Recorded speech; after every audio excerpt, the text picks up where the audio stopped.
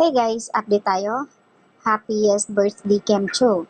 Kahapon, sa birthday ni Kimi kung saan ay mayroong pa-party nga. At syempre naman, andun mga kaibigan, mga ibang artista, lalo na ang kanyang mga kapwa co-host. So present doon at syempre, yun yung inaabangan ng lahat. Ang pagdating ni Paolo Avellino. Aba, doon sa upuan ni Kimi as in magkatabi talaga sila. Ang daming kinilig doon ang gwapo ni Paolo, ang ganda ng kanyang ang dating ng damit niya, as in, poging-pogi talaga si Papi.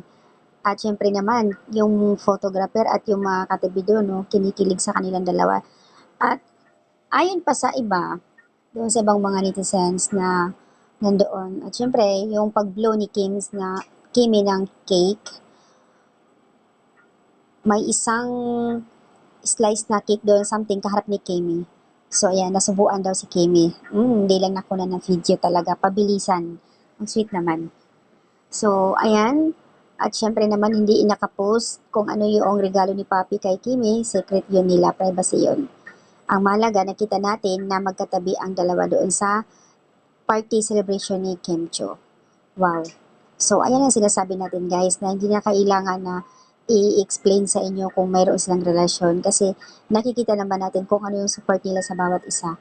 Nakikita natin kung ano yung effort ni Pao pagdating sa mga ganyan, lalo sa birthday, may mga event, may mga kung ano-ano. Present lagi si Pao, hindi mawawala.